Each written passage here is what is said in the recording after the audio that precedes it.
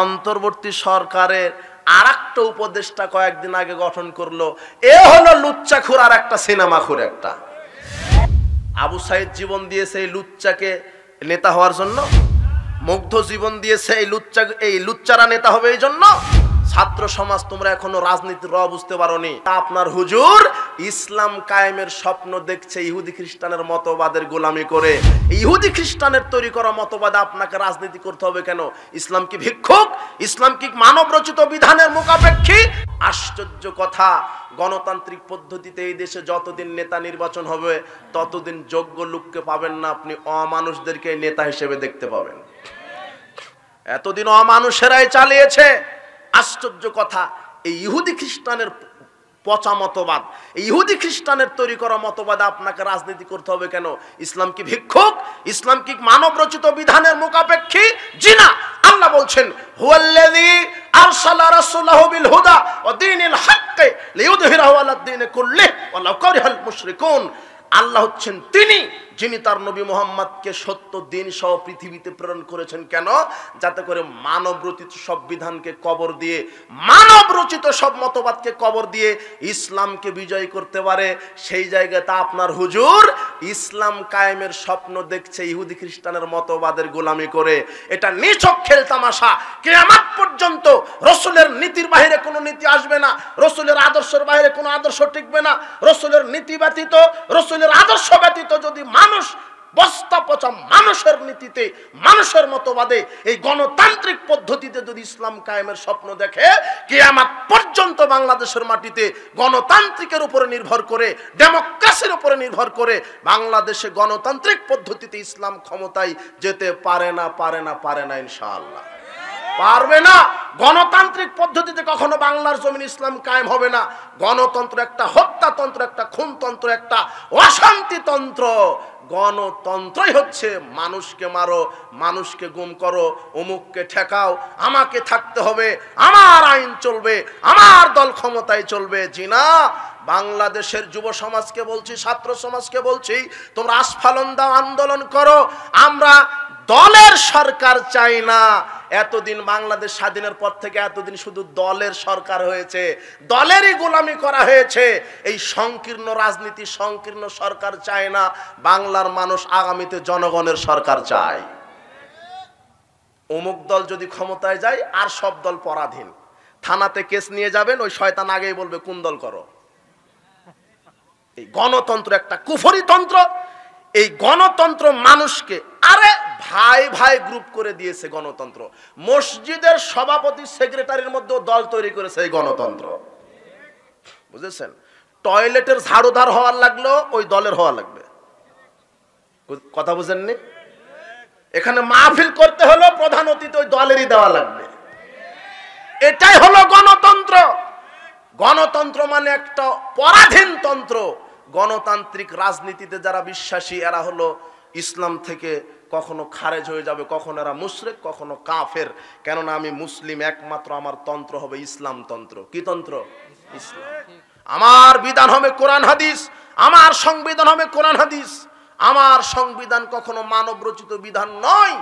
আপনি গণতন্ত্রের কি বুঝলেন?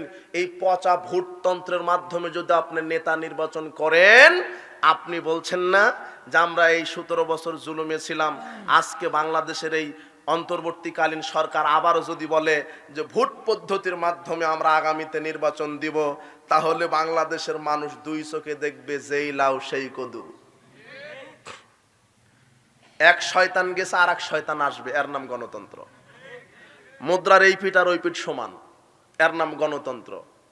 ইসলামে নেতা নির্বাচন হবে সিলেকশন, আর গণতন্ত্রে নেতা নির্বাচন হয় ইলেকশন। ইলেকশনের মাধ্যমে নেতা হয় সুরেরা, আর সিলেকশনের মাধ্যমে নেতা হয় তাকওয়াশীল ব্যক্তিরা। তার প্রমাণ কি? তার প্রমাণ আমি বহু বক্তব্যে বলেছি যে এই যে খুঁটিটা হলো মাদানী সাহেব এমপিতে দাঁড়িয়েছে, এমপি পদপ্রার্থী মাদানী, আর এই মুচিটা হলো এও এমপি পদপ্রার্থী, হলো মুচি। এ হলো মাদানী, এ হলো মুচি। এখন এই পচা আব্রাহাম লিঙ্কনের গণতান্ত্রিক ভোট পদ্ধতিতে নেতা নির্বাচন হচ্ছে। আপনার মাদানী সাহেব ভোট পেয়েছে আপনার 60 জন, 100 জন। ভাইস চ্যান্সেলরের ভোট পেয়েছে মাদানী সাহেব 100 জন। 100 জন ভাইস চ্যান্সেলর মাদানী সাহেবকে ভোট দিয়েছে যারা জ্ঞানী গুণী শিক্ষিত মানুষ, আর মৌচিকে ভোট দিয়েছে 101 জন ম্যাথরে। কত? 101 জন ম্যাথরে। বলেন তো এমপি কে? এমপি কে? হ্যাঁ, ওই যে বলে দিল যে হিরো আলম। হিরো আলম যদি এমপি হয়, হিরো আলম আছে না, ও যদি এমপি হয়, এই লুচ্চা বদমাস, আর এতদিন তো ছিল সিনেমা খুর, গাঁজা খুর, ইয়াবা খুরেরাই তো এতদিন দায়িত্ব ছিল। সংসদে গান গায়, ক্রিকেট খুর, জুয়া খুর, মদ খুর, লুচ্চা। আপনি হাসছেন, আমার আর একটা দুঃখ লেগেছে। ছাত্র সমাজ, তোমরা রাজনীতির র বুঝনি, তোমাদেরকে বেছে খেয়ে নিবে এরা। আবার তুমি ইসলাম ছাড়া যদি প্রচলিত এই তন্ত্রমন্ত্রে রাজনীতি করো, তোমরাও টিকতে পারবা না, বাতিলরা তোমাদেরকে আউট করে দিবে। দেখনি অন্তর্বর্তী সরকারের আর একটা উপদেষ্টা কয়েকদিন আগে গঠন করলো, এ হলো লুচ্চাখুর আর একটা সিনেমাখুর একটা, যে ট্রান্সজেন্ডার ইস্যুকে প্রমোট করেছিল। আশ্চর্য কথা, আবু সাইদ জীবন দিয়েছে এই লুচ্চাকে নেতা হওয়ার জন্য, মুগ্ধ জীবন দিয়েছে এই লুচ্চারা নেতা হবে এই জন্য। ছাত্র সমাজ, তোমরা এখনো রাজনীতির র বুঝতে পারোনি। ওই জাহেলিয়াত ছেড়ে দাও, ইসলামের পতাকা তলে আসো। ইনশাআল্লাহ ইসলামের আঘাতে, তাওহীদের আঘাতে বাতিল ধ্বংস হয়ে যাবে ইনশাআল্লাহ। যতদিন এই কুফরি রাজনীতিতে বিশ্বাসী করবে, ওই খাতে তোমাদেরকেও পড়ে মরতে হবে। এই রাজনীতি পচা, গণতান্ত্রিক রাজনীতি কেউ কাউকে ছাড় দেয় না। আরে তোমার নেতা চিকিৎসা করতে যাবে, ভিসা পায় না, অথচ তোমার নেতা সাবেক মন্ত্রী ছিল, এর নাম গণতন্ত্র। কথা বুঝেননি? কি করলেন আপনি 20 বছরে, 10 বছর রাজনীতি করে প্রধানমন্ত্রী হয়ে আপনি দেশের কি করলেন? আপনি সিঙ্গাপুর যেতে পারেন না চিকিৎসার জন্য। ঠিক আপনার প্রধানমন্ত্রিত্বের, ঠিক আপনার রাজনীতির, ঠিক আপনার নেতৃত্বের। যেই নেতৃত্ব, যেই পাওয়ার থাকার পরেও, সাবেক মন্ত্রী হওয়ার পরেও আপনি চিকিৎসার জন্য বাইরে যেতে পারেন না, এই তন্ত্র একটা ধোঁকা তন্ত্র ছাড়ার কি হতে পারে? কি হতে পারে? আর এক একটা নেতার 500টা, 1000টা, 800টা করে মামলা, এর নাম হচ্ছে গণতন্ত্র। গণতন্ত্র এটা ফজিলতেগুলি, গণতন্ত্রের ফজিলতেগুলি। গণতন্ত্রের ফজিলত আছে ভাই, হাসছেন? গণতন্ত্রের ফজিলত কি? অমুককে মার, অমুককে কেন? এই যে এখন যে উপদেষ্টাগুলি আছে, এরা ভোটের মাধ্যমে আসছে, সিলেকশনের মাধ্যমে আসেনি। এইভাবে 100 বছর চালাক। আরে ইসলাম তো নেতার পরিবর্তন চায় না, ইসলাম নীতির পরিবর্তন চায়। তুমি থাকো নেতা, বাংলাদেশের মানুষ অধিকাংশ মুসলিম অধ্যুষিত দেশ, 95% মুসলিম। এদেশের মানুষ শান্তি চায়, এদেশের মানুষ ইসলাম চায়, এদেশের মানুষ সংবিধান হিসাবে কোরআন হাদিস চায়। আমাদের কোনো আপত্তি নাই, আপনিই ক্ষমতায় থাকেন। আমাদের আপত্তি একটাই, আমরা সংবিধান দেখতে চাই, কোরআন আর হাদিস, আর বাংলাদেশের নেতা দেখতে চাই বাংলাদেশের আলেম ওলামা। শেষ। আমরা নেতৃত্ব চাই, আলেম ওলামার নেতৃত্ব, সংবিধান চাই, কোরআন আর হাদিস পরিবর্তন চাই। ইহুদি খ্রিস্টানের এই বস্তা বসা এই আইনকে কবর দেন, আর কোরআন হাদিসকে সংসদে বসান, তখন চুরি, ডাকাতি, জেনা, ধর্ষণ, মদ এমনিতেই বন্ধ হয়ে যাবে। এখন খেলতামাশা হচ্ছে, পুলিশ পাহারা দিচ্ছে, বিজিবি পাহারা দিচ্ছে, বিজিবি গাঁজার ব্যবসা করে। এখন কিছুদিন আগে আমি পেপার পড়তেছিলাম, পুলিশ হলো সিকিউরিটি দিয়ে বিদেশ থেকে বিদেশি প্রবাসীরা কিছু স্বর্ণ নিয়ে আসছে, পুলিশ সিকিউরিটি দেওয়ার কারণে ওরাই হয় স্বর্ণ চুরি করে নিয়ে চলে গেছে। অবাক। 2 বছর আগে পত্রিকায় পড়েছিলাম, পুলিশ গাঁজার ব্যবসা করে 26 জন পুলিশ বরখাস্ত। পুলিশ গাঁজার ব্যবসা করে, তবে পুলিশ সোজা হয়ে গেছে জনগণের পিটন খায়। তাহলে পুলিশকে গালি দিয়েন না। এদেশের অতন্দ্র প্রহরী, মানুষের জানমাল আল্লাহ সুবহানাহু ওয়া তাআলা যাদের মাধ্যমে নিরাপত্তা দিচ্ছেন, পুলিশ ভাইয়েরা, তারা খাওয়া নাই, হওয়া নাই, মরা নাই, অল্প বেতনে তারা ডিউটি করে, বলেন আলহামদুলিল্লাহ। কিছু বড় দাদাদের কুপরামর্শে হয়তো বা উল্টাপাল্টা করেছিল, আল্লাহ সোজা করে দিয়েছে পিটনে, তাই না? কথা বুঝেননি? তবে পুলিশদেরকে সম্মান করবেন, এরা এদেশের আদর্শ সৈনিক। আরো অনেক আছে, আর্মি, বিজিবি, সাংবাদিক ভাইয়েরা, কিছু কিছু সাংবাদিক আছে তথ্য সন্ত্রাস করে বেড়ায়, আল্লাহ এদেরকে হেদায়েত দান করুন।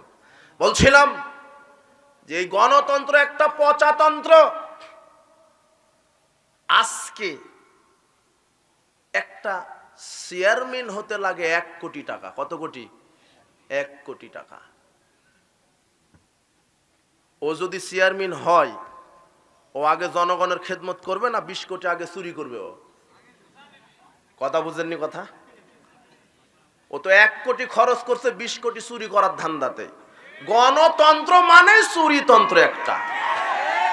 কথা বুঝেছেন? আর এই যে পচা ভোট পদ্ধতি, নেতা নির্বাচন করতে 1 মিনিট সময় লাগবে না। সিলেকশন, ইসলামী নেতা নির্বাচন কি? সিলেকশন। দেশের 10 জন তাকওয়াশীল পরহেজগার লোক একটা মঞ্চে উপরে উঠে একটু গবেষণা চিন্তা ভাবনা করবে যে কাকে নেতা বানানো যায়। হ্যাঁ, অমুক ব্যক্তি শিক্ষিত, পরহেজগার, তাকওয়াশীল, আমরা ওকেই নেতা হিসেবে দেখতে চাচ্ছি। সময় লাগলো? 1 মিনিট লাগবে না। কিসের পচা ভোটতন্ত্র, গণতান্ত্রিক পদ্ধতি? 3 মাস, 1.5 মাস, 6 মাস ক্যানভাস করো, অমুককে দাবায় রাখো, অমুককে হটাও, অমুককে টাকা দিয়ে কিনো, অমুককে মারো। কি একটা নষ্টতন্ত্র, একটা গণতন্ত্র। অমুককে কিনো, কিনতে কিনতে দেখা যায় বান্দার দাম হয় 15 টাকা। সেদিন বললাম যে বাংলাদেশে একটা ছাগল বিক্রি হয়েছে হলো 15 লক্ষ টাকা দিয়ে। কত? একটা ছাগলের দাম কত হয়েছে গত কুরবানিতে? আর এই ভোটের সময়তে বান্দার দাম হয় 15 টাকা। 1 কাপ চায়ে বিক্রি হয়ে যায়। এরা বুঝলেননি কথা? কি একটা নষ্টতন্ত্র একটা। তো ও যে টাকা খরচ করে নেতা হয়েছে, ও আপনার কি খেদমত করবে না আগে চুরি করবে? ও চুরি করবে। এই জন্য সিলেকশনে নেতা নির্বাচন করুন। আপনি তো পারবেন না। আপনি এদেশের যারা কর্ণধার, এই যুব সমাজ, যুবকদের রক্তের বিনিময়ে ইসলাম কায়েম হয়নি পৃথিবীতে। আমরা আজও বিশ্বাস করি যুবকদের আস্ফালনেই এই পৃথিবী থেকে জাহেলিয়াত মুক্ত হবে ইনশাআল্লাহ। হবে যেদিন এই বাংলাদেশের যুবকেরা, ছাত্ররা সঠিক ইসলাম বুঝতে পারবে, সেদিন এই বাংলাদেশে ইসলামের রাজ কায়েম হবে ইনশাআল্লাহ। তার আগে হবে না। আজকে তো জুলুমের উপরে গণবিপ্লব হয়েছে, যেদিন তাওহীদের উপরে গণবিপ্লব হবে সেদিনে বাংলাদেশে ইসলাম কায়েম হবে। বুঝতে পারেননি? কাজেই এই পচাতন্ত্র, এই গণতান্ত্রিক পদ্ধতি এটা হারাম। গণতান্ত্রিক রাজনীতি হারাম। কোন মুসলিম ব্যক্তি গণতান্ত্রিক রাজনীতিতে বিশ্বাসী হতে পারে না। কোথায় গণতন্ত্র? খ্রিস্টানের তৈরি করা। আর কোথায় ইসলামী খেলাফার প্রবক্তা হচ্ছেন মুহাম্মদ সাল্লাল্লাহু আলাইহি ওয়াসাল্লাম। আমার নেতাকে মুহাম্মদ। এই নাস্তিকেরা ঠিকই জানে যে মুহাম্মদ সাল্লাল্লাহু আলাইহি ওয়াসাল্লাম সর্বশ্রেষ্ঠ রাজনীতিবিদ, সর্বশ্রেষ্ঠ অর্থনীতিবিদ, সর্বশ্রেষ্ঠ সমাজ সংস্কারক। জানার পরও এদেশের মানুষকে ধোঁকায় রেখেছে। এই যে দেখছেন না, কিছুদিন আগে সিলেবাসে ভাত রান্না করা শিখালো। হ্যাঁ, ডিম ভাজা শিখাইছে না? স্কুল কলেজে পড়াশোনা কি ছিল? শুধু ভাত রান্না করবে আর ডিম ভাজবে, এটা ছিল না? এরা চাইছিল যে বাংলাদেশের সব আমজনতা এরা হলো ডিম ভাজা শিখবে, ভাত রান্না করা শিখবে, আর আমাদের ছেলেরা পড়বে আমেরিকা, অস্ট্রেলিয়ায় পড়ে নেতা হবে। আর বাংলাদেশের যারা ইঞ্জিনিয়ার দেখবেন সবই চীন, ব্রিটেনের ইঞ্জিনিয়ার। ইঞ্জিনিয়ারেরা আসে ব্রিজ করবে, কালভার্ট করবে, বড় বড় অট্টালিকা নির্মাণ করবে, আর বাংলাদেশের যুবকেরা অনার্স পাস করে ওদেরকে ডিম ভাজা দিবে। ওরা এই কায়দায় করেছিল এরা। বুঝতে পারেননি মনে হয়? এখনো তো এই কায়দায় আছে। ওই যে আপনার এই পাবনাতে কি পারমাণবিক বিদ্যুৎ কেন্দ্র পাবনা কাজ হচ্ছে, ইঞ্জিনিয়ার কারা? রাশিয়ান। আর চা বানায় দেয় কারা? হ্যাঁ, কথা বুঝেননি কথা? ভাত রান্না করে দেয় কারা? ওদের ছোট প্যান্টটা ধুয়ে দেয় কারা? কারা? হ্যাঁ, ওই কায়দাই করেছিল। যখন ইসলাম আসবে সেদিন আর এই কায়দা থাকবে না। সেদিন সার্বিক জীবনে মুসলমানেরা নেতৃত্ব দিবে ইনশাআল্লাহ। যুব সমাজকে সোচ্চার হতে হবে। আমি সালাতের একটা বিষয় নিলাম, সালাতের ব্যাপারে কথা বলতে পারলাম না, সময় শেষ, 12টা বেজে গেছে। তবে আমি মেসেজটা দিলাম যে আগামীতে ওই যে সানাউল্লাহ অমৃতসরী, ফাতিহে কাদিয়ান, শেরে পাঞ্জাব প্রখ্যাত উপমহাদেশের মোনাজের মাওলানা সানাউল্লাহ অমৃতসরী তিনি যেইভাবে শিরক বেদাতের বিরুদ্ধে লড়ে গিয়েছিলেন, আজও যদি বাংলাদেশের যুব সমাজ, তাওহীদি যুব সমাজ, আহলে হাদিস যুব সমাজ কোরআন এবং সহিহ সুন্নাহ নিয়ে সামনের জিহাদ করে, অবশ্যই বাংলার মাটি থেকে শিরক বেদাত দুর্ভিত হবেই। আমি যুব সমাজদেরকে ধন্যবাদ দিই। বলছিলাম যুবক, আজকে যুবকদের এই একটাই মেসেজ দেব, তোমার বন্ধু যেন হয় তাকওয়াশীল বন্ধু। তুমি জাহেলিয়াতের সাথে মিশবে না। গান বাজনা, মাদকতা, এই যে চোরা কারবারি, টেন্ডারবাজি, সন্ত্রাসবাজি, এগুলি কয়দিন? তোমার যৌবন আছে যেই কয়দিন, সেই কয়দিন। এরপরে যৌবন চলে যাবে, মারা যাবে, কবরে যাবে। আজকে তুমি যেমন জনগণকে দাবিয়ে রাখছো, জনগণকে টাইম দিচ্ছ না ক্ষমতায় বসে, আরে বেটা মরে দেখো, কবরে তোমাকে পুকায় তোমাকে টাইম দিবে না। মরে দেখো তুমি কয়দিন যুবকের আজ পালন যৌবনের, এই যৌবন ব্যয় হবে ইসলামের ওপরে। আল্লাহ তুমি আমাদেরকে তোমার সেনাবাহিনী হিসেবে কবুল করো। আমার রক্ত, আমার ব্রেন, আমার বুদ্ধি, আমার মুভমেন্ট, আমার আন্দোলন হবে রাসূল সাল্লাল্লাহু আলাইহি সাল্লামের আদর্শের উপরে। কশিন কালো ইহুদি খ্রিস্টান বিজাতি নীতির উপরে আমার আদর্শ হতে পারে না, অবশ্যই পারে না। আমার আদর্শ হবে রাসূল সাল্লাল্লাহু আলাইহি আদর্শের উপরে। বলছিলাম আমার আদর্শ, আমার আন্দোলন হবে ইসলামের উপরে, আমার চলাফেরা হবে ইসলামের উপরে, আমার আদর্শ হবে মুহাম্মদ সাল্লাল্লাহু আলাইহি আদর্শ। আমার মুখে থাকবে দাড়ি, আমার প্যান্টটা টাকনোর উপরে থাকবে, আমি পর্দায় থাকবো, আমি হব খাদিজা রাদিয়াল্লাহু তাআলা আনহার মতো, আমি হব আয়েশা রাদিয়াল্লাহু তাআলা আনহার মতো। মা বোনদেরকে বলছি, আপনি নষ্টা নারীদেরকে ফলো করবেন না, তারা নষ্টা নারী আপনাদের আদর্শ হতে পারে না। আদর্শবান নারী হচ্ছে আয়েশা রাদিয়াল্লাহু তাআলা আনহা, খাদিজা রাদিয়াল্লাহু তাআলা আনহা। উপস্থিত বৈঠকের মুসলিম দিনী ভাই বোন, যুব সমাজকে বলছি, আপনারা আপনাদের যুবক, আপনাদের যৌবনত্ব ক্ষয় করেন ইসলামের উপরে। সর্বোপরি দোয়া রাখি, আল্লাহ এই ইসলামী সম্মেলন যুবকরা অনেক কষ্ট করে, ত্যাগ তিতিক্ষা করে, আজকে আহলে হাদিস যুবকেরাই বাংলাদেশে নির্যাতিত। এরা বাতিলেরা আমাদের মসজিদ ভেঙে দেয়, আমাদের প্রোগ্রামটা বন্ধ করে দেয়। যুবকদেরকে বলছি, তোমরা নিরাশ হবা না, আল্লাহর উপরে ভরসা করে রাসূলের সুন্নাহর উপরে আঁকড়ে থাকো। রাসূল সাল্লাল্লাহু আলাইহি ওয়াসাল্লাম বলেছেন, ইন্না মিন ওরাইকুম জামানা সাবরিন লিল মুতামাসসিকি ফি আজরু খামসিনা শাহিদাম মিনকুম। শেষ জামানায় আমার একটা সুন্নাহকে যারা মেনে চলবে, আল্লাহ তাদেরকে 50 জন শহীদদের সমান নেকি দিবেন। রাসূলের সুন্নাহকে মেনে চলতে হবে। আজকে এই পাবনা কুলনিয়া এলাকার যুবকদের উদ্যোগে এই মাহফিল, আল্লাহ তুমি এই মাহফিলকে আমাদের জন্য কবুল করো, বিচার মাঠের নাজাতের উসিলা হিসেবে কবুল করো। যারা আলাস সালাওয়াত ওয়াস সালাতিল উসতা ওয়া কুমু লিল্লাহি কানিতিন। আন উম্মে ফারওয়াতা ক্বালাত সুআলা রাসূলুল্লাহি সাল্লাল্লাহু আলাইহি ওয়াসাল্লাম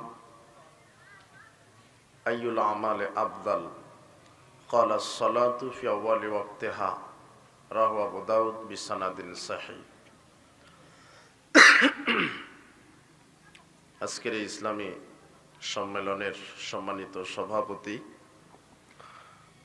প্রধান অতিথি, বিশেষ অতিথিবৃন্দ, আমার সাথে মঞ্চ উপবিষ্ট ওলামায়ে দ্বীন, মুরব্বী কিরাম, বিজ্ঞ পরিচালক, আমার সামনে উপস্থিত মুসলিম দিনী ভাই, প্রাণপ্রিয় ছাত্র যুবক ভাইরা, পর্দার আড়ালের মা এবং বোনেরা, আমরা সর্বপ্রথম সেই আল্লাহ সুবহানাহু ওয়া তাআলার শুকরিয়া আদায় করছি যে আল্লাহ সুবহানাহু ওয়া তাআলা আমাদেরকে সুস্থ রেখে এমন একটি বরকতমণ্ডিত মর্যাদাপূর্ণ জায়গায় আসার, বসার, কোরআন এবং সেই হাদিস থেকে আলোচনা করার, কোরআন এবং সেই হাদিস থেকে আলোচনা শ্রবণ করার যে আল্লাহ সুবহানাহু ওয়া তাআলা আমাদেরকে তৌফিক দিয়েছেন, সে আল্লাহ সুবহানাহু ওয়া তাআলার শুকরিয়া আদায় করছি। আমরা সকলেই বলছি আলহামদুলিল্লাহ। দরুদ ও সালাম আমাদের নবী, শেষ নবী মুহাম্মদ সাল্লাল্লাহু আলাইহি ওয়াসাল্লামের জন্য। আজকের ইসলামী জালসায়, ইসলামী সম্মেলনে আমরা যে বিষয়টি নিয়ে আলোচনা করব সেটা হচ্ছে সালাতের। সালাত সম্পর্কে কোরআন এবং সহিহ হাদিস থেকে আমরা আলোচনা করার চেষ্টা করব ইনশাআল্লাহ। সালাত সম্পর্কে আলোচনা করতে গিয়ে আমরা আলোচনা করব সালাতের গুরুত্ব, এরপরে সংক্ষিপ্ত সময়ে সালাত আদায়ের পদ্ধতি, এরপরে আলোচনা করব যারা সালাত আদায় করে না এদের বিধান। উল্লেখিত বিষয়গুলিতে আমরা সময়কে সামনে রেখে আলোচনা করার চেষ্টা করব ইনশাআল্লাহ। আলোচনা শুরু করার পূর্বেই যারা রাস্তাঘাটে চলাচল করছেন, যারা কথা বলছেন, যারা বিশৃঙ্খলা সৃষ্টি করছেন, যারা দাঁড়িয়ে আছেন, তাদেরকে আমরা বসার জন্য বিনীতভাবে অনুরোধ জানাচ্ছি।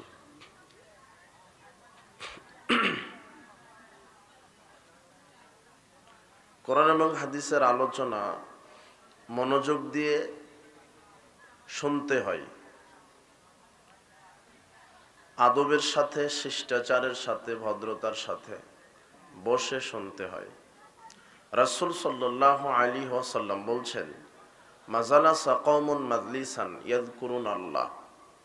যখন কোনো এলাকার লোক আল্লাহর জিকিরের মাজলিসে বসে, ইল্লা নাদাহুম মুনাদিম মিনাস সামা, আল্লাহ সুবহানাহু ওয়া তাআলা আকাশ থেকে তাদেরকে আহ্বান করে বলেন, কুমু মাগফুরাল লাকুম, যারা তোমরা শুরু থেকে শেষ পর্যন্ত কোরআন এবং হাদিসের আলোচনা মনোযোগ দিয়ে বসে শ্রবণ করেছ, তোমরা এখন উঠে যাও, কেননা আমি আল্লাহ তোমাদের বিগত সব পাপগুলিকে ক্ষমা করে দিয়েছি। ওয়াবুদ্দিলাত সাইয়্যাতুকুম হাসানাত, আর বিগত সব পাপকে আমি আল্লাহ নেকিতে পরিণত করে দিয়েছি।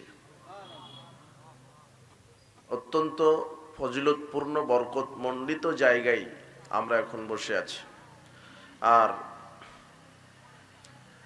আমরা এখানে আসার পরে জানলাম যে এই প্রোগ্রামটার পিছনে অবদান যুবক ভাইদের, তাই না?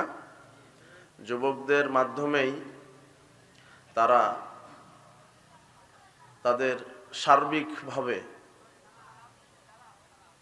সার্বিক প্রচেষ্টার মাধ্যমে আল্লাহ সুবহানাহু ওয়া তাআলা আজকের এই প্রোগ্রামটি কবুল করেছেন। এই জন্য যুব সমাজ, যুবকদের জন্য আমরা দোয়া রাখি, আল্লাহ তুমি তাদেরকে এই ইসলামী জালসার কারণে তাদেরকে তুমি পূর্ণ যাজায় খায়ের দান করো, তাদের উপরে তোমার খাস রহমত বরকত নাজিল করো। আজকে যুবকেরা এই ইসলামী জালসার প্রোগ্রাম না করে গান বাজনার অনুষ্ঠান করতে পারতো, তাই না? করতে পারতো না? তারা এরকম একটি, যেই জায়গায় আল্লাহ এবং তার রাসূলের কথা বলা হয়, ইসলামের কথা বলা হয়, এমন একটি কাজ তারা উদ্যোগ নিয়েছে। আমরা দোয়া রাখি আল্লাহ সুবহানাহু ওয়া তাআলার নিকটে এই ইসলামী জালসা এই কুলনিয়া মাঠে যেন আল্লাহ কিয়ামত পর্যন্ত কায়েম রাখেন। ইসলাম প্রতিষ্ঠিত হয়েছে যুবকদের রক্তের বিনিময়ে। আজকে আমরা বাংলাদেশে মুসলিম হয়েও নির্যাতিত। 1971 সালে বাংলাদেশ স্বাধীন হয়েছে, এই কথা ঠিক, কিন্তু 1971 সাল থেকে 2024 সাল পর্যন্ত মুসলমান শান্তিতে আছে, এই কথা মিথ্যা। মুসলিম শুধু নামে মাত্র স্বাধীন হয়েছে, কিন্তু এদের অফিস আদালত, কল কারখানা, শিক্ষা প্রতিষ্ঠান সবকিছু ইহুদি খ্রিস্টানের ষড়যন্ত্রে এখনো চলছে। যেদিন এদেশের মানুষ, এদেশের যুব সমাজ, এদেশের ছাত্র সমাজ সঠিক ইসলাম, সঠিক তাওহীদ বুঝতে পারবে, যেদিন এই বাংলাদেশে তাওহীদের পক্ষে, ইসলামের পক্ষে যেদিন গণবিপ্লব হবে, সেদিন ইনশাআল্লাহ বাংলার মাটিতে ইসলাম কায়েম হবে ইনশাআল্লাহ। মানবরচিত কোনো বিধান দিয়ে, মানবরচিত কোনো আইন দিয়ে ইসলাম কায়েম করার স্বপ্ন দেখা এটা নিছক খেল তামাশা। ইসলাম কায়েম হবে রাসূল সাল্লাল্লাহু আলাইহি ওয়াসাল্লামের নীতিতে, রাসূল সাল্লাল্লাহু আলাইহি ওয়াসাল্লামের আদর্শে। বাংলাদেশের যুব সমাজ, বাংলাদেশের ছাত্র সমাজ যদি সঠিক রাজনীতিতে বিশ্বাসী হতো। রাজনীতি করা ফরজ, রাজনীতি করা ফরজ, রাজনীতি করা ফরজ, তবে অবশ্যই সেটা রাসূল সাল্লাল্লাহু আলাইহি ওয়াসাল্লামের রাজনীতি হতে হবে। বাংলাদেশে প্রচলিত যে রাজনীতি আছে এটা টোটালি হারাম। এই পচা রাজনীতিতে যারা বিশ্বাসী হবে, ইহুদি খ্রিস্টানের বস্তা পচা কাল্পনিক দুর্গন্ধযুক্ত এই গণতন্ত্র, সোশ্যালিজম, সেকুলারিজম, ন্যাশনালিজম ট্যাগ লাগিয়ে যারা ইসলামকে পুঁজি করে যারা রাজনীতি করে, এরা একটা টাটকা ধোঁকাবাজ ছাড়া কিছু না। যুবকদের, তোমাদেরকে ইসলাম বুঝতে হবে। আজকে তোমরা নেতার মূর্তি ভেঙেছো, কিন্তু নেতার সামনে কেউ সেজদা করে না, কেউ মানত করে না। নেতার মূর্তির সামনে কেউ সেজদা মানত করে না। আজকে তোমরা মূর্তি ভেঙেছো। তোমরা যদি সঠিক ইসলামটা বুঝতে পারতে, তোমরা বাংলার মাটি থেকে মাজারকেও কবর দিতে তোমরা, কিন্তু তোমরা বুঝতে পারোনি, তাই মাজারগুলি কায়েম আছে। ইনশাল্লাহ আগামীতে তাওহীদের পক্ষে যেদিন ছাত্র সমাজ, যুব সমাজ তাওহীদের পক্ষে যেদিন গণবিপ্লব করবে, বাংলার মাটি থেকে মাজার পূজা, কবর পূজাও কবর হবে ইনশাআল্লাহ। ছাত্র সমাজকে আমি প্রথমেই ধন্যবাদ জানাই, যুব সমাজকে ধন্যবাদ জানাই। তোমরা বিগত 17 বছর মাজলুম ছিলে, জালেম ছিলে, কিন্তু আবার ভুল করো না। তোমরা এখন বলো, এই ছাত্র সমাজকে বলে গেলাম পাবনা জেলার, তোমরা আবার মাঠে নামো। তোমাদের এখন একটা আন্দোলন হবে। তোমরা রক্ত দিতে শিখেছো, অধিকার আদায় করতে শিখেছো, জীবন দিতে শিখেছো, এটা সত্য কথা। কিন্তু আজকে তোমরা বাংলাদেশের রাস্তায় নেমে বলো যে আমরা ইসলামী খেলাফা চাই, ইসলামী শরিয়া চাই, পচা রাজনীতি চাই না। বাংলাদেশের সংবিধান হবে কোরআন আর হাদিস আমরা চাই, আর সংসদে থাকবে 300টা সেটা আলেম ওলামা। আলেম ওলামাকে আগে আমরা নেতা দেখতে চাই। এটা যেদিন পারবে, যেদিন এদেশের মন্ত্রী হবে এদেশের আলেম ওলামা, সালাফি আলেম ওলামা, কোন শিরক বেদাতের এই ডিলার, এই শয়তানের এজেন্ট না, কবর পূজা, মাজার পূজার, খানকা পূজার হুজুর না। যেদিন এই দেশে সালাফি আলেমগণ নেতৃত্ব দিবে, সেই দিনই বাংলাদেশে সঠিক ইসলামের শান্তি রাজ কায়েম হবে ইনশাআল্লাহ।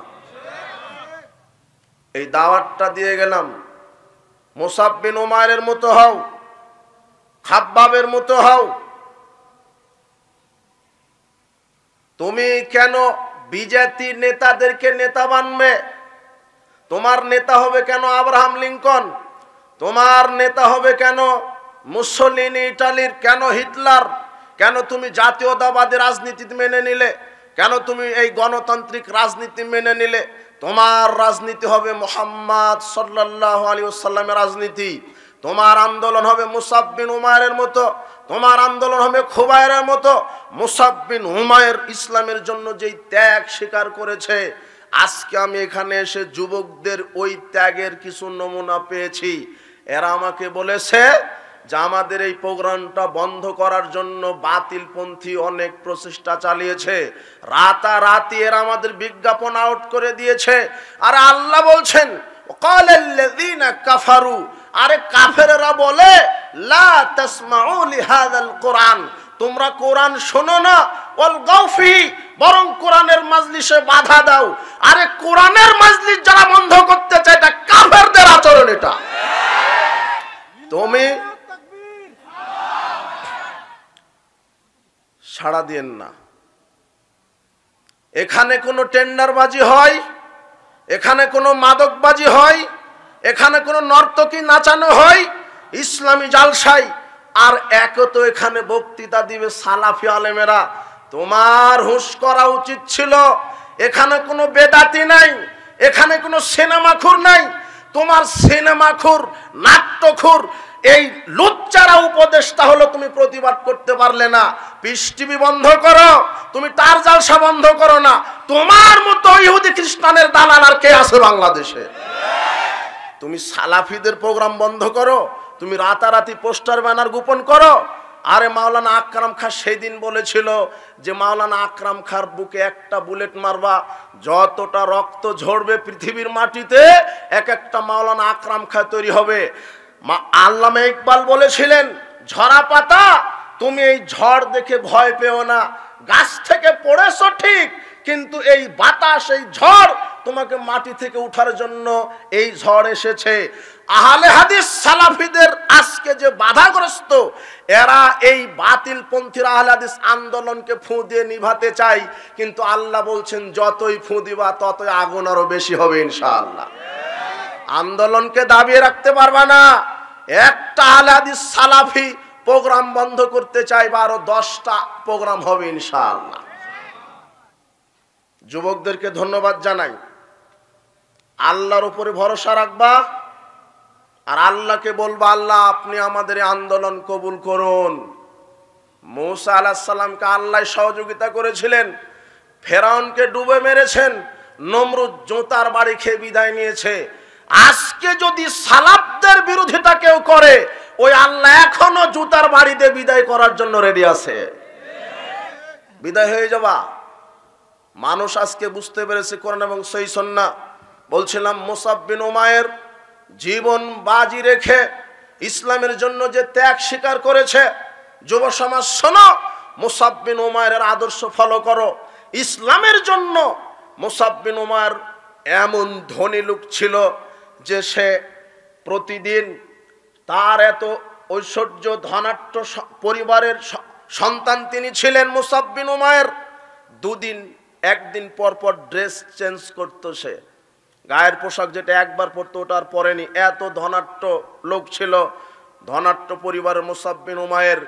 কিন্তু রাসূল সাল্লাল্লাহু আলাইহি ওয়াসাল্লাম বললেন, জিনা ইসলামের জন্য কুরবানি দিতে হবে, নিজের জীবনকে ইসলামের জন্য নিজের জীবনকে বিলিয়ে দিতে হবে। মুসআব বিন উমাইর ইসলাম কবুল করলেন। মুসআব বিন উমাইরই মদিনার প্রথম দায়ী, যার দাওয়াতের ফলশ্রুতিতে আল্লাহ সুবহানাহু ওয়া তাআলা রাসূল সাল্লাল্লাহু আলাইহি ওয়াসাল্লামকে মদিনার প্রেসিডেন্ট বানিয়ে দিলেন। একজন যুবক পাবনার বুকে আমরা দেখতে চাই, যেই যুবকের বিনিময়ে গোটা পাবনা জেলাটাই সালাফিদের এলাকা হয়ে যাবে ইনশাআল্লাহ। হবে আল্লাহ কবুল করলে। মুসআব বিন উমাইর ইসলামের জন্য শেষ পর্যায়ে উহুদের যুদ্ধে শহীদ হলেন।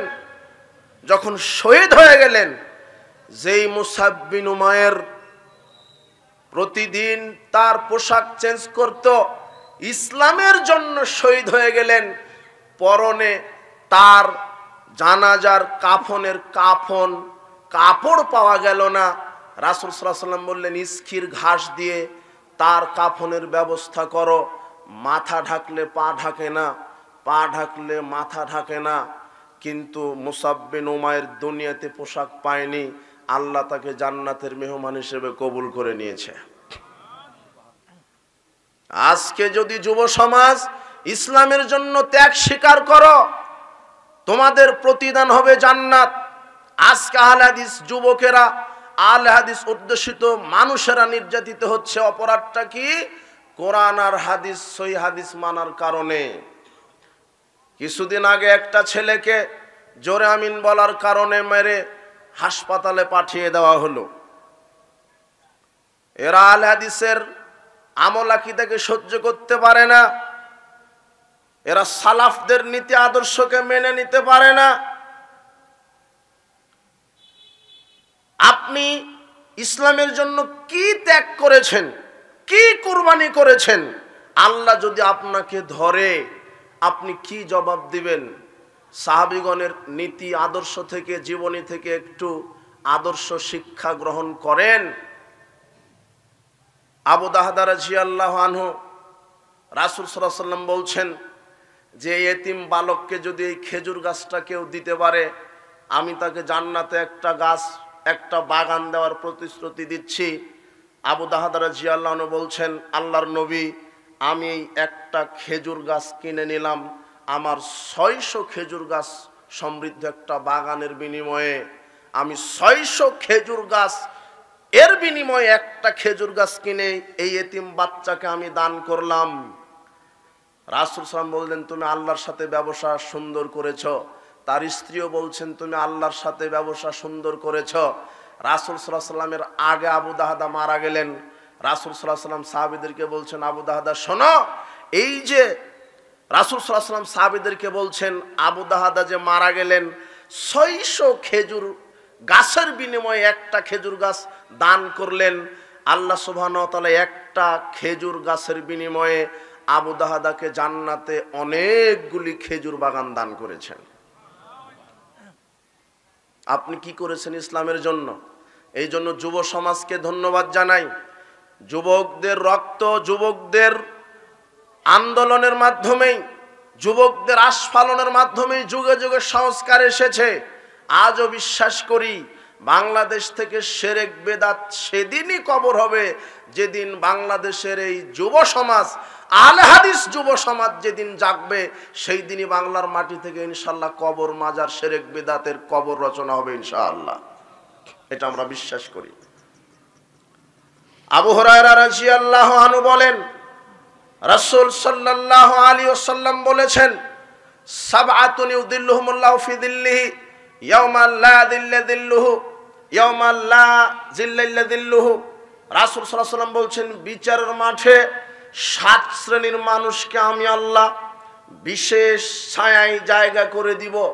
আল্লাহ সুবহানাহু ওয়া তাআলা 7 শ্রেণীর মানুষকে বিচারের মাঠে আরশের নিচে জায়গা করে দিবেন। 1, ইমামুন আদেল, নাই পরায়ণ শাসক, নাই পরায়ণ বাদশা।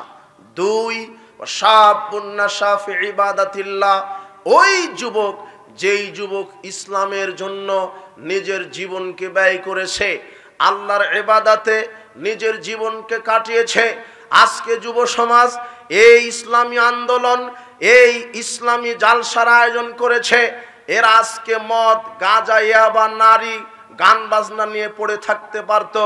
রাসূল সাল্লাল্লাহু আলাইহি ওয়াসাল্লাম বলছেন, যেই যুবক ইসলামের জন্য নিজের জীবনকে ইসলামের ছায়াতলে ব্যয় করবে, আল্লাহ তাকে বিচারের মাঠে আরশের নিচে জায়গা করে দিবেন। রাসূল সাল্লাল্লাহু আলাইহি ওয়াসাল্লাম যুবকদেরকে উৎসাহিত করেছেন। রাসূল সাল্লাল্লাহু আলাইহি ওয়াসাল্লাম বলছেন, শোনো, লা তাযালু কাদাম ইবনে আদম ইয়াউমাল কিয়ামা হাত্তা ইউসালান খামস, বিচারের মাঠে আদম সন্তানকে এক কদম নড়তে দিবে না 5টা জিজ্ঞাসা আল্লাহ না করা পর্যন্ত।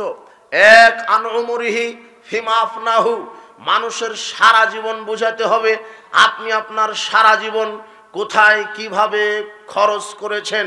ওয়াং শাবাবিহি, আপনার যৌবনকাল বোঝাতে হবে। ফিমা আবলাহু, আপনি কোথায় সেটা ক্ষয় করেছেন, যৌবনকাল কিভাবে ফুরিয়েছেন, গান বাজনায়, জুয়াতে, লটারিতে, মাদকতায়, নারীর কাছে, নারী এই বেহায়া বেশর্মা নারীর পিছনে, উলঙ্গপনায়, বেহায়াপনায়, প্রচলিত বিজাতি জাহেলি রীতিনীতিতে। হে যুব সমাজ, আপনাদেরকে বলছি, তোমাদেরকে বলছি, তোমার এই যৌবনকাল আল্লাহ বিচার মাঠে জিজ্ঞাসা করবেন, তুমি কিভাবে ব্যয় করেছ। গান বাজনায়, খেলতামাশায়, নাটকে, সিনেমায়, জুয়ায়, সুদ ঘুষে, নাকি আল্লাহর ইবাদতে। আজকে বাংলাদেশের যেখানে যুবকেরা 31 নাইট পালন করে, পহেলা বৈশাখ পালন করে, নষ্টা দিবস পালন করে, বিশ্ব বেহায়া দিবস পালন করে, সেই বাংলাদেশে এই পাবনা জেলায় কুলনিয়া এলাকায় যেই যুবকদেরকে আল্লাহ ইসলামের জন্য কবুল করেছে, আল্লাহর কাছে দোয়া করি, আল্লাহ তুমি এদেরকে তোমার খাস সেনাবাহিনী হিসেবে কবুল করো। পয়লা বৈশাখের দিনে নষ্টামি হয়, 31 নাইটে নষ্টামি হয়। আর বাংলাদেশের প্রচলিত তথাকথিত যে যত শিক্ষিত সেই বিজাতীয় সংস্কৃতিতে তত বেশি এরা শয়তানি করে। পয়লা বৈশাখে দেখবেন রাস্তায় নামে এসে বৈশাখ, মঙ্গল শোভাযাত্রা, রমনার বটমূলে ইলিশ নিয়ে এক প্লেট পান্তা নিয়ে বসে। আবার দেখবেন এরা সাপের মুখোশ পড়েছে, ব্যাঙের মুখোশ পড়েছে, আরে কুকুরেরও মুখোশ পড়ে এরা। পয়লা বৈশাখ বছরের প্রথম মাস শুরু হয়। আমি চিন্তা করলাম যে এরা কুকুরের মুখোশ পড়ে রাস্তায় নামে কেন। মানে কোনো এই ছাগল পাগল না, যার ডিগ্রি যত বেশি তার শয়তানি বাংলাদেশে তত বেশি। এই প্রচলিত বিদ্যায় যাদের যত ডিগ্রি বেশি, এই কুকুরের মুখোশ পরে বছরের প্রথম দিনে আল্লাহর কাছে বলে, আল্লাহ এই নতুন বছর যেন আমরা কুকুর হিসেবে বেঁচে থাকতে পারি। তাই বলে না, এরকমই তো কিছু। ও মানুষ সৃষ্টির সেরা জীব, ও কুকুরের মুখোশ পরে রাস্তায় নেমে গেছে। এর চাইতে ইতর, এর চাইতে জানোয়ার, এর চাইতে এ হলো কুকুর, এ হলো অরিজিনাল কুকুর। আল্লাহ বলছেন বালহুম আদাল, বরং কুকুরের চাইতে খারাপে। বলছিলাম যুব সমাজকে ধন্যবাদ দিই, যুবকদেরকে বুঝাতে গিয়ে আমি এই কথাগুলি নিয়ে আসলাম। যেখানে নষ্টামি হয়, যেখানে নর্তকী নাচে, গান বাজনা হয়, মাদকতা হয়, সেই জায়গাতে আপনি কি মনে করছেন যুবকদেরকে আল্লাহ কবুল করেছেন? আমি দোয়া রাখি, আল্লাহ এই যুবকদের উপরে তুমি তোমার খাস রহমত বরকত নাজিল করো। আর আপনারা এই যুবকদেরকে সার্বিকভাবে সহযোগিতা করবেন। মুরব্বীরা বুদ্ধি দিবে, মাঠে কাজ করবে কারা? যুবকেরা। বুঝেননি? মাঠে কাজ করবে যুবকেরা। যুবকরা যেদিন কাজ করতে শিখবে, সঠিক ইসলাম তাওহীদটা বুঝবে, সেদিন ইসলাম কায়েম হবে। রাসূল সাল্লাল্লাহু আলাইহি ওয়াসাল্লাম বলছেন, আল্লাহ সুবহানাহু ওয়া তাআলা বিচার মাঠে জিজ্ঞাসা করবেন, তোমার যৌবনকাল কিভাবে ব্যয় করেছো? আপনি কি জবাব দিবেন? যদি গান বাজনা, খেল তামাশা, জুয়ায় আপনি ব্যয় করেন, আপনি আল্লাহর কাছে কি জবাব দিবেন? আর যুব সমাজকে আর একটা মেসেজ দিই, সমাজ সংস্কারের জন্যে যত পথভ্রষ্ট যুবক আছে, এদের কাছে ইসলামের দাওয়া নিয়ে পৌঁছিয়ে যেতে হবে। আর যারা যুবকদেরকে বলছি খারাপ বন্ধুদের সাথে মিশা যাবে না, তাদের সাথে আড্ডাবাজি করা যাবে না, খারাপ বন্ধুদেরকে শুধু দাওয়াত দিতে হবে, তাদের সাথে আড্ডাবাজি করা যাবে না। যত অভিভাবক এসেছেন তাদেরকে বলছি, আপনার ছেলে মেয়ে কার সাথে ঘুরে, কাকে বন্ধু বানায়, কাকে বান্ধবী বানায়, তবে একটা কথা মনে রাখবেন, ছেলের বন্ধু হবে ছেলেই, মেয়ের বান্ধবী হবে মেয়েই। কিন্তু বাংলাদেশে যে গার্লফ্রেন্ড বয়ফ্রেন্ড নীতি চালু আছে, এটা টাটকা জানুয়ারি নীতি চালু আছে একটা। মেয়ে বলছে আব্বু শিক্ষা সফরে আছি, কার সাথে? মালাকুল মউতের সাথে। মালাকুল মউত মানে বলছে আব্বু কোনো টেনশন নাই, আছি বয়ফ্রেন্ডের সাথে আছি। কার সাথে? আরে একটা মেয়ে হজে যেতে পারে না মাহারাম ছাড়া। কোথায় যেতে পারে না? হজে। হজ করতে যেতে পারে না যদি একটা মহিলার পৃথিবীতে কোনো মাহারামই নাই, তার উপরে হজ ফরজ না। কি বুঝলেন? মাহারাম মানে তার ছেলে, তার ভাই, তার স্বামী, তার শ্বশুর, তার বাপ, এগুলি কি তার জন্য মাহারাম। এই মাহারাম ছাড়া সে কি করতে যেতে পারে না। সে জায়গাতে আপনার মেয়ে শিক্ষা সফরে গেছে, বলছে আব্বু বয়ফ্রেন্ডের সাথে আছি। তখন ওই পিতাটা আমার কাছে ফোন দিয়ে বলছেন যে একটা ফতোয়া লাগবে। কি? তা আমার মেয়েকে তো বিবাহ দিলাম 1 সপ্তাহ হয়নি, কিন্তু পেটে তো এখন 4 মাসের বাচ্চা। কয় মাসের বাচ্চা? নগদ নগদ আমাকে বলছে। তো এর কি হবে?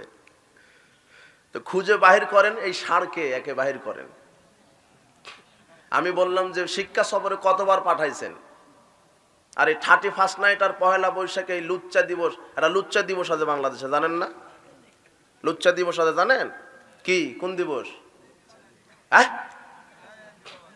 ওই 14 ফেব্রুয়ারি। হ্যাঁ, আমি বলছি যে এগুলাতে কতবার অংশগ্রহণ করেছে? এই লুচ্চা দিবসে, 31 নাইটে, পহেলা বৈশাখে আর শিক্ষা সফরে কতবার অংশগ্রহণ করেছে? তখন ওই মেয়ের বাপ বলছে বেহিসাব। বেহিসাব। যুব সমাজ তোমরা শোনো, রাসূল সাল্লাল্লাহু আলাইহি ওয়াসাল্লাম বলছেন লা তুসাহিব ইল্লা মুমিনান, মুমিন ছাড়া কাউকে বন্ধু বানানো যাবে না। যে 5 ওয়াক্ত সালাত আদায় করে, যার মুখে দাড়ি আছে, প্যান্ট টাকনোর উপরে আছে, রাসূলের নীতি আদর্শ মানে, আমানতদারিতা আছে, শিষ্টাচার আছে, সত্যবাদিতা আছে, এমন বন্ধুকে বন্ধু নির্বাচন করতে হবে।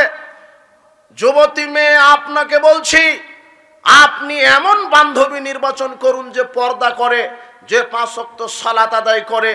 মেয়ের বান্ধবী হবে মেয়ে, ছেলের বন্ধু হবে ছেলে, ছেলের বান্ধবী থাকবে আর মেয়ের বন্ধু থাকবে। এই প্রথা মুসলিমদের উপরে হারাম। বিবাহের পূর্বে একটা ছেলে একটা মেয়ের সাথে একটা মেয়ে একটা ছেলের সাথে 1 সেকেন্ড কথা 1 সেকেন্ড সাক্ষাৎ করতে পারে না। রাসূল সাল্লাল্লাহু আলাইহি ওয়াসাল্লাম বলছেন লা ইয়াখলুওয়ান্না রাজুলুন বিইমরাতিন ইল্লা কানা সালিসুহুমা শাইতান। যেখানে এক ছেলে এক মেয়ে দুইজন থাকে সেখানে তৃতীয় জন হলো ইবলিস শয়তান। সেখানে তৃতীয় জনকে ইবলিস শয়তান। যুব সমাজকে বলছি বন্ধু নির্বাচন করবেন তাকওয়াশীল বন্ধু। রাসূল সাল্লাল্লাহু আলাইহি ওয়াসাল্লাম বলছেন লা তুসাহিবিল্লা মুমিনান, মুমিন ছাড়া কাউকে বন্ধু বানাবে না, মুমিন ছাড়া কাউকে বন্ধু বানাবে না, মুমিন ছাড়া কাউকে বন্ধু বানাবে না। আপনাকে দেখায় মুমিন বন্ধুর বিচারের মাঠে পাওয়ার দেখায় আপনাকে। মুমিন বন্ধু যদি আপনার থাকে যে সালাত আদায় করে, সিয়াম পালন করে, রাসূলের আদর্শ যার ভিতরে আছে, এমন ব্যক্তিকে বন্ধু নির্বাচন করেন। আবু হুরায়রা রাদিয়াল্লাহু আনহু বলছেন রাসূল সাল্লাল্লাহু আলাইহি ওয়াসাল্লাম বলেছেন আর রাজুলু আলা দীনি খলিলি, মানুষ তার বন্ধুর স্বভাবে প্রভাবিত হয়। ফালইয়ানজুর আহাদুকুম মাইয়ু খলিল, কাজেই মানুষ যেন বিচার বিবেচনা করে বন্ধু নির্বাচন করে। খামখেয়ালি কোনো সন্ত্রাস, কোনো মদখুর, কোনো ইয়াবাখুর, কোনো বেনামাজিকে বন্ধু বানানো যাবে না। শুধু তাকে ইসলামের দাওয়াত দিবেন এই পর্যন্ত শেষ। বন্ধু বানাবেন যার নীতি আদর্শ রাসূল সাল্লাল্লাহু আলাইহি ওয়াসাল্লামের মতো। রাসূল সাল্লাল্লাহু আলাইহি ওয়াসাল্লাম বলছেন তোমরা বন্ধু বানাও বিবেচনা করে। কেন? মানুষ বন্ধুর প্রভাবে প্রভাবিত হয়। অভিভাবক যারা আছেন পিতামাতা তাদেরকে বলছি আপনার ছেলের বন্ধু হবে যে সালাত সিয়াম আদায় করে, আপনার মেয়ের বান্ধবী হবে যে পর্দা করে, যে সালাত সিয়াম আদায় করে। রাসূল সাল্লাল্লাহু আলাইহি ওয়াসাল্লাম বলছেন মাসালুল জালিসিস সালিহ ওয়াস সাওয়ি কাহামিলিল মিসক ওয়া নাফিকিল কির, ভালো বন্ধু আর খারাপ বন্ধু আতর বিক্রেতার মতো আর কামারের হাফরালার মতো। হামিলুল মিসক, আতর বিক্রেতার উদাহরণ ভালো বন্ধুর সাথে রাসূল সাল্লাল্লাহু আলাইহি ওয়াসাল্লাম দিয়েছেন। মানে ইম্মা আইহুদিয়াক, আতর বিক্রেতার দোকানে যদি আপনি বসে থাকেন, আতর বিক্রেতা এমনিতে আপনাকে আতরের একটা ঘষা দিতেই পারে না? দিয়ে দিবে। ইম্মা আং তাবতা আমিনহু, অথবা আপনি কিনে নেবেন। টাকা না থাকলে কিনতেও যদি না পারেন, আং তাবতা আং তাজিদা মিনহু রিহান তাইয়্যিবা, আতর বিক্রেতা যখন আরেকজন ব্যক্তিকে আতর দিবে তখন গন্ধটা অটোমেটিক্যালি নাকে চলে আসবে। ক্রেতা বিক্রেতা কেউ গন্ধ ঠেকাতে পারবে না। পারবে? তার মানে ভালো বন্ধুর সাথে ঘুরলে আপনার ছেলেটাও ভালো হবে। এ কথা কে বলছেন?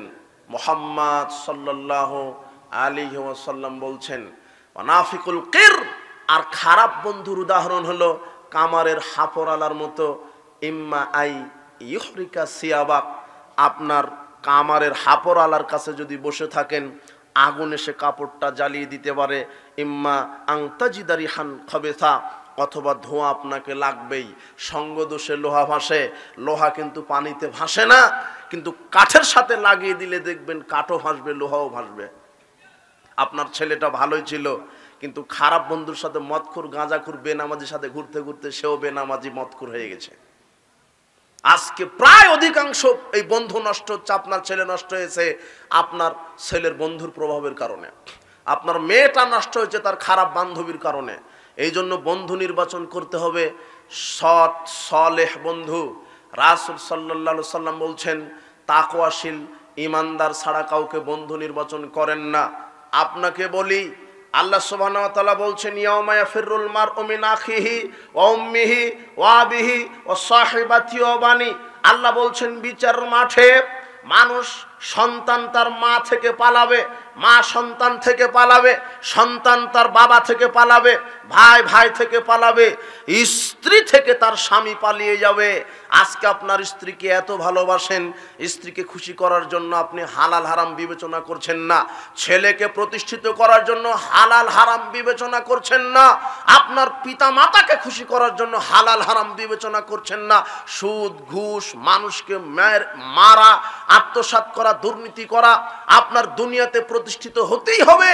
আপনি যেই ছেলের জন্য আপনি হালাল হারাম বিবেচনা করলেন না, আপনার স্ত্রীকে খুশি করার জন্য হালাল হারাম বিবেচনা করলেন না, অথচ এই স্ত্রী থেকে আপনি বিচার মাঠে পালিয়ে যাবেন, এই পিতা থেকে আপনি বিচার মাঠে পালিয়ে যাবেন।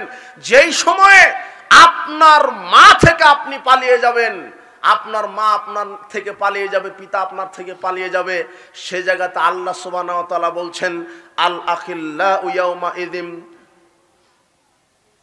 লিবাদুহুম লিবাদিন আদুবুন ইল্লাল মুত্তাকিন।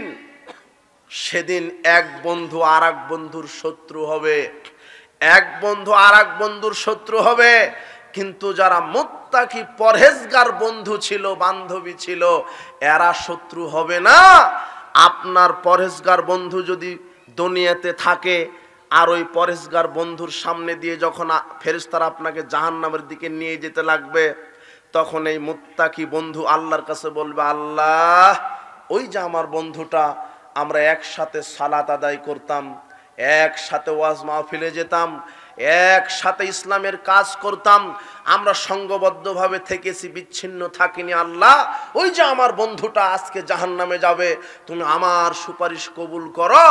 আল্লাহ তখন এই ইমানদার মুত্তাকি বন্ধুর সুপারিশ কবুল করে আপনাকে জান্নাতে প্রবেশ করাবেন। এখনো বোঝাতে পারিনি যে জায়গাতে মা আপনাকে দেখে কি হয়ে যাবে, বাপ পালিয়ে যাবে, মা পালিয়ে যাবে, সে জায়গাতে মুত্তাকি বন্ধু আপনাকে রেখে পালাবে না। বন্ধুর পাওয়ার দেখেছেন বিচারের মাঠে, কিন্তু আপনি বন্ধু নির্বাচন করেছেন যে গাঁজা খায়, আর যে গাঁজা খায় বেনামাজি, এদেরই বন্ধুর সংখ্যা বেশি। বুঝেননি? এদের সাথে সম্পর্ক কি? চুলটা কেটেছে মেসির মতো করে কেটেছে, মেসি, রোনালদো, আর কি আছে খেল প্লেয়ার, ও নেইমার। ও হলো মুসলিমের বাচ্চা, ও ইহুদি খ্রিস্টানের অনুকরণ করে। মান তাশাব্বাহা বিকওমিন ফাহুয়া মিনহুম। রাসূল বলছেন, যে কারো জাতির অনুকরণ করবে সে তাদেরই সাথে হাসর হবে। যুবক, তুমি সাবধান হও। তুমি ইহুদি খ্রিস্টানকে সাপোর্ট করো কেন? তোমার নীতি আদর্শ হবে মুহাম্মদ সাল্লাল্লাহু আলাইহি সাল্লামের মতো, সাহাবীদের মতো। যুবক, তুমি অনেক কিছু শিখেছো, অনেক কিছু জানো, 10টা খেলোয়াড়ের নাম বলতে পারো, খুব বাহবা তোমার, কিন্তু তুমি 10টা সাহাবীর নাম বলতে পারো না, তোমার লজ্জা হওয়া উচিত। এই জাহেলিয়াত থেকে ফিরে আসতে হবে। খারাপ বন্ধু এদেরকে পরিত্যাগ করতে হবে, খারাপ বান্ধবী এদের পরিত্যাগ করতে হবে। যুব সমাজকে বলছি, ঐক্যবদ্ধভাবে থাকবেন।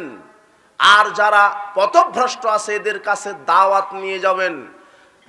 বিড়ি, সিগারেট, জর্দা, ইয়াবা, এগুলি হারাম, এগুলি খাওয়া যাবে না। যুব সমাজ আজকে তার ইমানকে বিক্রি করেছে মাদকতার কাছে, যুবক তার ইমানকে বিক্রি করে দিয়েছে জুয়ার কাছে, যুবক তার ইমানকে বিক্রি করে দিয়েছে নগ্ন নারীর কাছে। আরে একটা নারীর পিছনে ছুটতে গিয়ে যুবক তার যৌবন, তার ইমান, তার অর্থ সবই হারিয়ে ফেলছে। অথচ আল্লাহ সুবহানাহু ওয়া তাআলা 4টা নারীর ব্যবস্থা করে দিয়েছেন পুরুষের। কয়টা? ক্ষমতা থাকলে কয়টা করা যাবে? কিন্তু যুবক, তুমি এখনই কাপুরুষ হয়ে গেছো অযথা একটা নারীর পিছনে ঘুরতে ঘুরতে। তোমার ইমান শেষ, তোমার যৌবন শেষ, তোমার টাকা শেষ, সব শেষ।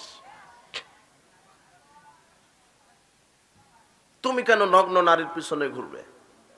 তুমি নিজেকে প্রতিষ্ঠিত রাখো। বলছিলাম যুব সমাজকে সোচ্চার হতে হবে ইসলামের ওপরে, আর জাহেলিয়াতকে পরিত্যাগ করবেন, জাহেলিয়াত মেনে নেবেন না। এতটুকুন কথা আপনাকে যুবকদের ওপরে বললাম। বিচার মাঠে 7 শ্রেণীর মানুষকে আল্লাহ বিশেষ ছায়া দিবেন, তার মধ্যে কে আছে? যুবকেরা। তার মধ্যে কে আছে? যুবক। আর এই প্রচলিত যে জাহেলিয়াত বাংলাদেশে চালু হয়েছে, এক একজন সব ক্ষমতার লোভে মাঠে নেমে গেছে, তাই না? ক্ষমতা লাগবে, চেয়ার লাগবে, ক্ষমতা লাগবে, চেয়ার লাগবে। আল্লাহ সুবহানাহু ওয়া তাআলা বলছেন, ওয়া মিম্মান খালাকনা উম্মাতুন ইয়াহদুনা বিল হক ওয়া বিহি ইয়াদিলুন। আমার সৃষ্টির ভিতরে একটা দল হকের উপরে থাকবে, একটি দল। আল্লাহর অনেক সৃষ্টি আছে, এর ভিতরে একটি দল হকের উপরে কায়েম থাকবে। রাসূল সাল্লাল্লাহু আলাইহি ওয়াসাল্লাম বলছেন, লা তাযহালু তায়ফাতুম মিন উম্মতি যাহিরিনা আলাল হক লা ইয়াদুররুহুম মান খাযালাহুম হাত্তা ইয়াতি আমরুল্লাহি ওয়া হুম কাযালিক। কিয়ামত পর্যন্ত আমার উম্মতের মধ্যে একটি উম্মত হকের উপরে বিজয় থাকবে, একটি উম্মত বিজয় থাকবে, একটি উম্মত, আমার অনেক উম্মত থাকবে, এর মধ্যে একটি দল হকের উপরে বিজয় থাকবে। আব্দুল্লাহ ইবনে আমর রাদিয়াল্লাহু আনহু বলছেন, রাসূল সাল্লাল্লাহু আলাইহি ওয়াসাল্লাম বলেছেন, ইন্না বানি ইসরাঈলা তাফাররাকাত আলা সিনতাইন ওয়া সাবিনা মিল্লাতান, বানি ইসরাইল বিভক্ত হয়েছিল 72 ফিরকায়। ওয়া তাফতারিকু উম্মাতি আলা 73 মিল্লাতান, আর মুসলিম উম্মত বিভক্ত হবে 73 ফিরকায়। কুল্লুহুম ফিন্নার, প্রত্যেকটা দল যাবে জাহান্নামে। ইল্লা মিল্লাতান ওয়াহিদাতান, একটি দল যাবে জান্নাতে। সাহাবীগণ জিজ্ঞাসা করলেন, মান হিয়া ইয়া রাসূলুল্লাহ, আল্লাহর নবী সেই একটি দল কোন দল? তখন তিনি বলছেন, মা আনা আলাইহি ওয়া আসহাবি, যারা আমি এবং আমার সাহাবী যে নীতি আদর্শের উপরে আছি তার উপরে যারা থাকবে তারাই হবে বিচারের মাঠে সরাসরি জান্নাতি দল। রাসূল সাল্লাল্লাহু আলাইহি ওয়াসাল্লাম এবং সাহাবায়ে কেরাম কোরআন এবং হাদিসের উপরে ছিলেন, ইসলামী আদর্শের উপরে ছিলেন, কোন ইহুদি খ্রিস্টানের নীতি আদর্শের উপরে ছিলেন না, তারা প্রচলিত জাহেলিয়াতের উপরে ছিলেন না, তারা ইহুদি খ্রিস্টানের কোন মতবাদের উপরে ছিলেন না। আল্লাহ বলছেন, ইন্নাদ দীনা ইনদাল্লাহিল ইসলাম, আল্লাহর নিকটে মনোনীত দিন ইসলাম। আল্লাহ বলছেন, ওয়া মা ইয়াবতাগি গায়রাল ইসলামি দীনান ফালা ইকবালা মিন ওয়া হুয়া ফিল আখিরাতি মিনাল খাসিরিন, যারা ইসলামকে বাদ দিয়ে অন্য কোনো মানব রচিত বিধানকে মেনে নেবে তাদের কোনো আমল আকীদা আমি আল্লাহ কবুল করব না, তারা বিচার মাঠে ক্ষতিগ্রস্তদের অন্তর্ভুক্ত হবে। রাসূল সাল্লাল্লাহু আলাইহি ওয়াসাল্লাম বললেন, বানি ইসরাইল 72 ফিরকা হয়েছে, মুসলিমরা 73 ফিরকা হবে। 72 ফিরকা মুসলিম জাহান্নামে যাবে, এক ফিরকা জান্নাতে যাবে। সেই ফিরকা কারা? যারা সার্বিক জীবনে কোরআন আর হাদিসকে মেনে চলে, যারা সার্বিক জীবনে কোরআন এবং সহিহ হাদিস মেনে চলে। এই হাদিস আল্লাহ সুবহানাহু ওয়া তাআলার আয়াতের উপরে প্রত্যেকেই গবেষণা করে মুহাদ্দিসগণ বলেছেন। ইমাম বুখারীর উস্তাদ আলী ইবনুল মাদিনী বলছেন, আল্লাহ যে বলেছেন একটা হকপন্থী দল, রাসূল সাল্লাল্লাহু আলাইহি ওয়াসাল্লাম বলেছেন একটা হকপন্থী দল, রাসূল সাল্লাল্লাহু আলাইহি ওয়াসাল্লাম বলেছেন 73 ফিরকার মধ্যে এক ফিরকা জান্নাতে যাবে।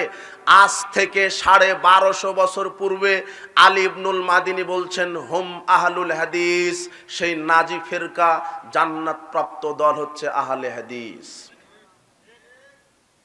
আহলুল হাদিস মানে যারা সার্বিক জীবনে কোরআন আর সহিহ হাদিসের নিঃশর্ত অনুসারী, নিঃশর্ত যারা অনুসারী,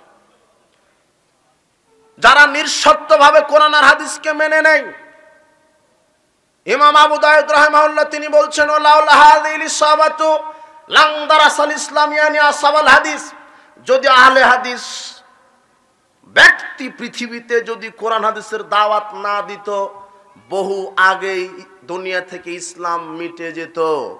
আহলে হাদিসগণ, আলেম ওলামাগণ পৃথিবীর মাটিতে দাওয়াত নিয়ে আছে বলেই এই পৃথিবীবাসী আজকে সঠিক ইসলাম তাওহীদ পেয়েছে।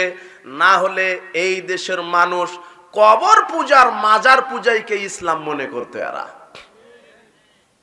কিন্তু কবর পূজা মাজার পূজা শিরক, পীর পূজা শিরক, পীর গায়েব জানে আকীদা শিরক, পীর কবরে জীবিত থেকে উপকার করতে পারে আকীদা শিরক, পীরের আস্তানায় নজর নেওয়াজ দেওয়া শিরক, পীর সুপারিশ করে জান্নাতে নিয়ে যাবে, পীর মানুষের তার মুরিদের পাপ ক্ষমা করতে পারে, এই আকীদা শিরক। মানুষ মারা গেলে তার কবরে গিয়ে কোরআন খতম করা বেদাত, 40 খাওয়ানো বেদাত, সূরা ইয়াসিন মুমূর্ষু ব্যক্তির কাছে পড়া বেদাত। এই বেদাতি ধর্ম আর শিরকি ধর্ম, মানুষ এগুলিকে ইসলাম মনে করত যদি আহলে হাদিসের বাচ্চারা শিরক বিদাতের কথা না বলতো। আজকে সঠিক ইসলাম পেয়েছে আহলে হাদিসদের মাধ্যমেই। সেই কালে খলিফা হারুনুর রশিদ তিনি বলছেন, আমি 4টি দল খুঁজে, মুসলিমদের ভিতরে 4টি দল বাহির করে আমি কুফরি খুঁজেছি, আমি পেয়েছি। জাহমিয়াদের মধ্যে কুতর্ক ঝগড়া খুঁজেছি, আমি পেয়েছি। মুতাজিলাদের মধ্যে মিথ্যা খুঁজেছি, আমি পেয়েছি। শিয়া রাফিজিদের মধ্যে তলাবতুল হক, আমি সত্য খুঁজেছি। ফজতু মা সাবাল হাদিস, আমি আহলে হাদিসদের মধ্যে সত্যটা পেয়ে গেছি। খলিফা হারুনুর রশিদের বক্তব্য। আজকে অনেকে বলছে আহলে হাদিস হলো নতুন একটা ফেরকা, এরা হলো ফিতনাবাজ, এরা হলো নাবাজহাবি, এরা হলো ইহুদি খ্রিস্টানের দালাল। এই অপবাদ দিচ্ছে না?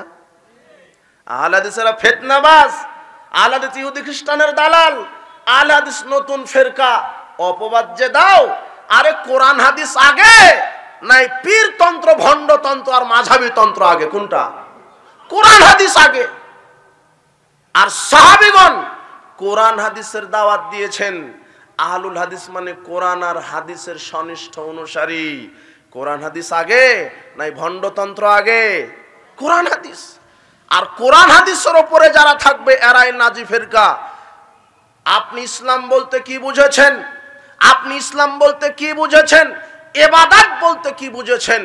এদেশের মুসলমানেরা অধিকাংশ মুসলিম ইবাদত বলতে শুধু বুঝেছে যে মসজিদে গিয়ে শুধু সালাত আদায় করা, হজ মৌসুমে হজ করা, টাকা থাকলে দান করা, কোরআন তেলাওয়াত করা, রমাদানে সিয়াম পালন করা, এটাই মনে করেছে ইবাদত। জি না, শুধু এটার নাম ইবাদত নয়। একজন মানুষ জন্ম থেকে মৃত্যু পর্যন্ত যা কিছু করবে সব ক্ষেত্রে আল্লাহর বিধান অনুযায়ী করতে হবে, এর নাম হলো ইবাদত। আমি সালাত আদায় করবো আল্লাহর বিধানে, সিয়াম রাখবো আল্লাহর বিধানে, হজ করবো আল্লাহর বিধানে। আপনি মানুষ হিসেবে যা করবেন সেখানে আল্লাহর বিধান আছে। আপনি খাবেন আল্লাহর বিধানে, খাওয়ার শুরুতে বিসমিল্লাহ, খাওয়া শেষে আলহামদুলিল্লাহ। আপনি জুতা পায়ে দিবেন, ডান পা আগে দিয়ে বিসমিল্লাহ, খোলার সময়তে আগে বাম পা তারপরে ডান পা। আপনি পেশাব পায়খানায় যাবেন, সেখানে আল্লাহর বিধান। পেশাব পায়খানা থেকে বের হওয়ার পরে সেখানে আল্লাহর বিধান। ঘুমাতে যাবেন আল্লাহর বিধান, ঘুম থেকে উঠবেন আল্লাহর বিধান। আপনি শুতে যাবেন আল্লাহর বিধান, ঘুমাতে যাবে আল্লাহর বিধান। আপনি খানা খাবেন আল্লাহর বিধান। আপনি যা কিছু করতে চাচ্ছেন সেখানে আল্লাহর বিধান আছে। আপনি সালাত আদায় করবেন আল্লাহর বিধানে, সিয়াম পালন করবেন আল্লাহর বিধানে, হজ করবেন আল্লাহর বিধানে, তাসবিহ তাহলিল করবেন আল্লাহর বিধানে, দান সাদাকা করবেন আল্লাহর বিধানে। যেখানে সালাত আদায় করবেন আল্লাহর বিধানে সেখানে আপনাকে অর্থনীতি চালাতে হবে কার বিধানে? আল্লাহর। রাজনীতি করতে হবে কার বিধানে? আল্লাহর। কিন্তু এদেশের নেতারা রাজনীতি করে কার বিধানে? মানব রচিত বিধানে।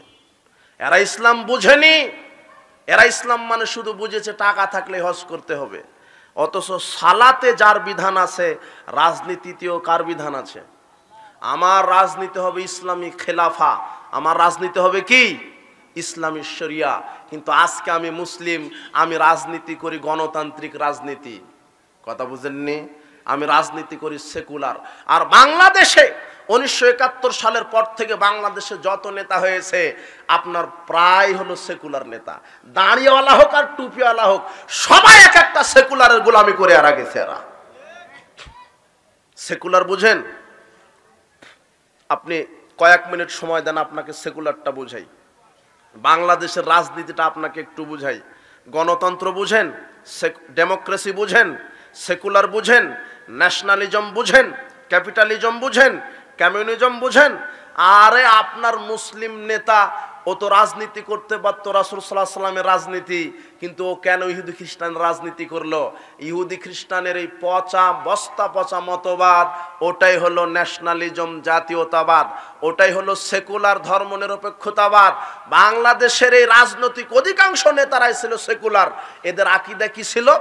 সেকুলারের সংজ্ঞায় বলা হচ্ছে secularism is the belief that religion should not be involve in the organisation of society education. বাহ, কি চমৎকার সেকুলারদের আকীদা! সেকুলাররা বলছে যে সেকুলার এমন একটা বিশ্বাসের নাম, মানে ধর্ম নিরপেক্ষ। ধর্মকে, ইসলামকে কোনো সংগঠনে ঢুকাতে দেওয়া যাবে না, কোনো সমাজে ঢুকাতে দেওয়া যাবে না, শিক্ষা ব্যবস্থায় ঢুকানো যাবে না। তাই তো সেকুলাররা বিগত 50 বছরে শিক্ষা সিলেবাসে মুসলমানদেরকে শিখাইছে মানুষ হলো বান্দরের জাত। তাই তো ওরা শিখাইছে সমকামিতা, তাই তো ওরা শিখিয়েছে সমকামিতা, তাই তো ওরা শিখিয়েছে মানুষ বানর থেকে এসেছে। অথচ মানুষের স্রষ্টা কে? আল্লাহ। সেকুলাররা তাদের আকীদা যে শিক্ষা জীবনে ঢুকাতে দেওয়া যাবে না ইসলাম, সমাজে ইসলামকে ঢুকানো যাবে না।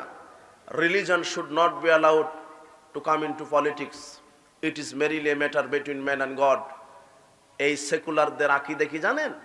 বাংলাদেশে প্রায় সেকুলার নেতা, দাড়িওয়ালা বলেন আর টুপিওয়ালা বলেন, এরা সেকুলারদের এখনো গোলামি করছে। তাই তো তোমার নেতা বলছে যেহেতু আমি সেকুলার রাষ্ট্রের নেতা তাই আমাকে সবকিছুই করতে হয়, এই জন্যই গণতান্ত্রিক পদ্ধতিতে মেনে নিয়েছে। বলছে যে আমরা ইসলামী গণতন্ত্র করছি। ও কি গণতন্ত্র? আগে বুঝতে পারেননি, আগে একটু গণতন্ত্র বলি, তারপরে এর ব্যাখ্যাটা দিব। সেকুলার এদের আকীদাই হচ্ছে যে রাজনীতিতে ইসলাম ঢুকানো যাবে না, religion should not be allowed to come into politics. জি না, রাজনীতিতে আমরা ইসলাম ঢুকাতে দিব না। ইসলামটা কি? It is merely matter between man and God. টাকা থাকলে হজ করবে আর মসজিদে গিয়ে নম নম করবে, এটা হলো ইসলাম। রাজনীতিতে যদি আমরা ইসলাম ঢুকাই তাহলে তো আমরা আর দুর্নীতি চুরি করতে পারবো না, বড় বড় বোতল খেতে পারবো না। এই জন্য রাজনীতিতে এরা ইসলাম ঢুকাবে না, নিজের গতিতে রাজনীতি করবে। অথচ সালাত আদায় করতে হবে আল্লাহর বিধানে, রাজনীতিও করতে হবে আল্লাহর বিধানে। আমার রাজনীতি হবে মুহাম্মদ সাল্লাল্লাহু আলাইহি সাল্লামের নীতিতে, সেকুলারদের নীতিতে কেন হলো?